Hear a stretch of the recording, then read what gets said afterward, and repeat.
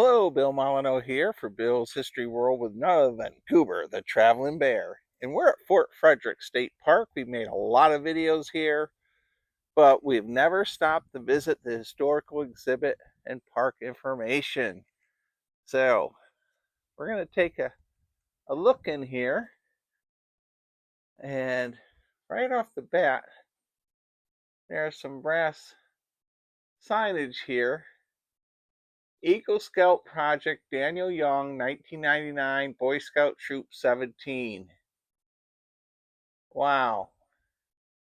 This little exhibitor shed was produced by an Eagle Scout project.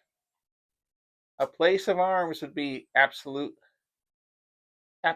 a necessity. Necessary.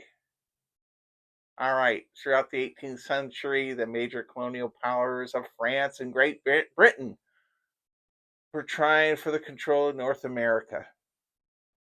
So, this exhibit plaque here talks about the French Indian War here and why Fort Frederick was so important. Governor Horatio Sharp. And then down here we have Cherokee Chief Coonshuttee. While not with the group that accompanied Watchie to Fort Frederick, his dress is typical of the Cherokee headman. All right, and down here we have Maryland forces. All right,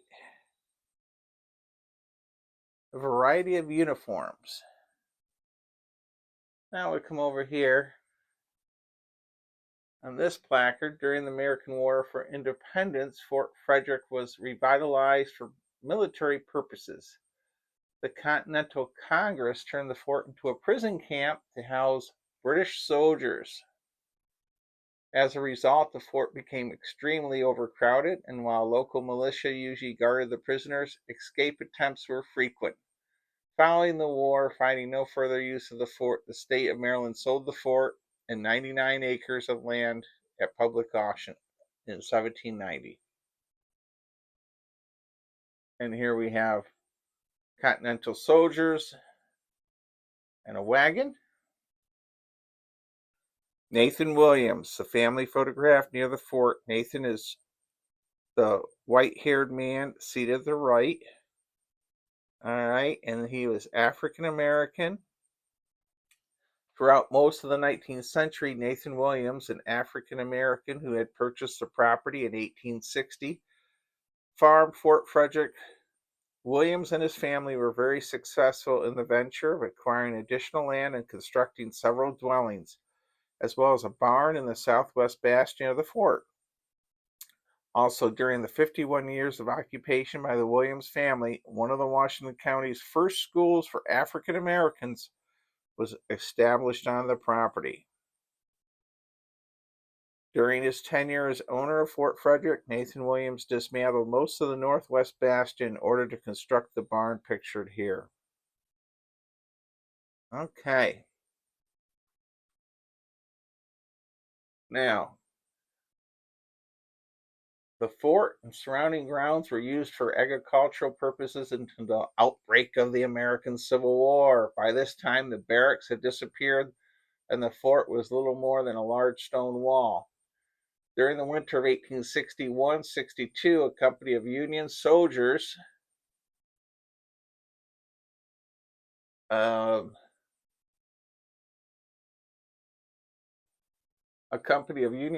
from the 1st Maryland Regiment garrisoned the fort. On Christmas Day of 1861, these soldiers skirmished with Confederate raiders who had crossed the Potomac River.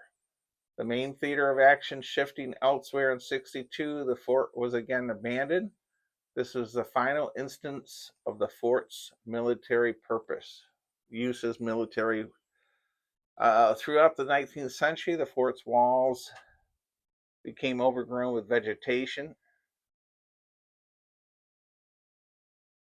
The course of its use, farm livestock pens were constructed inside the fort. Well, the Civilian Conservation Corps were housed in these barracks outside of the fort. And of course, a big story that I've made a lot of videos of with the park rangers. By late 19th century, public interest in preserving Fort Frederick for its historic value increased. It soon became a popular site for patriotic celebrations, and in 1922, the state of Maryland acquired the fort, 189 acres.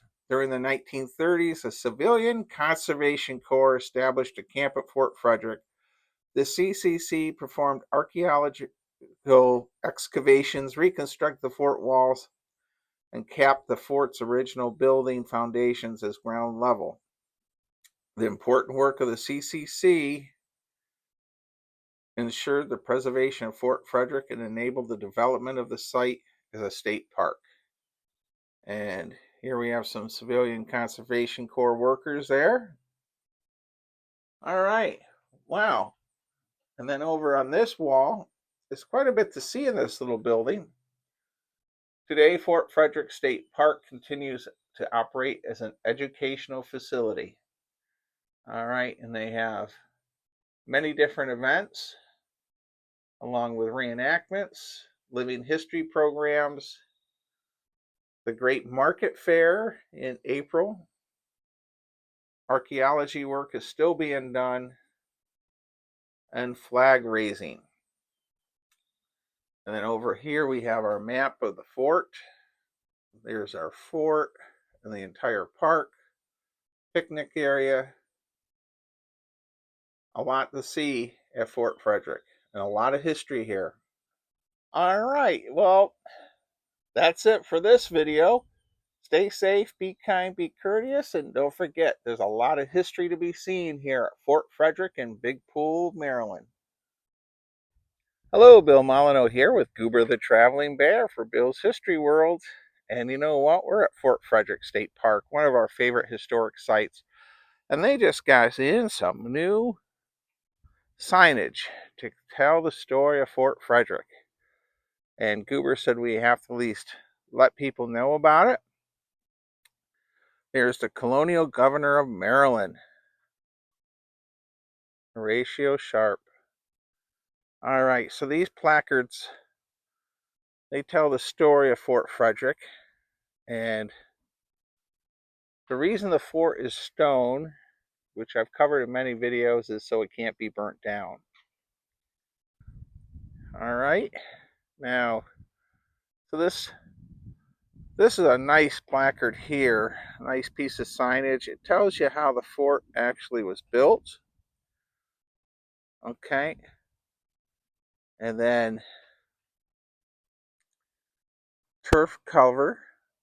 So the bastions had dirt embankments with a crib foundation, and there's a good view of that with your artillery piece. I believe it had 1 6-pounder per each bastion for a total of 4.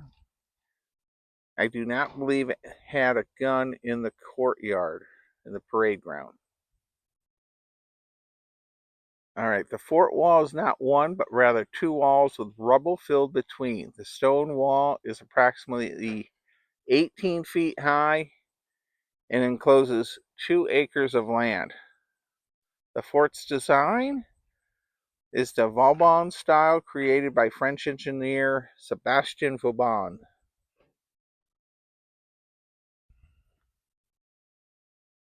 All right, and now we have our third placard. And this is one of the neatest things about Fort Frederick is, besides the French Indian War, it also saw service during the Pontiac's War, the Great Pontiac Rebellion. And then American Revolutionary War was a prison camp. Then the Williams family, the African-American family, owned it in the 1860s for about 50 years. And then this fort also has the story of the Civilian Conservation Corps that came here to rebuild the walls and set it up for all of us to visit. And during the bicentennial, the barracks were rebuilt. There's one there. And here's the other one. And of course, I made several videos. You can go on Bill's History World and look up, I think I have it listed as Fort Frederick playlist. All right, we're going to close this out with Goober the Traveling Bear saying, explore history in your own backyard.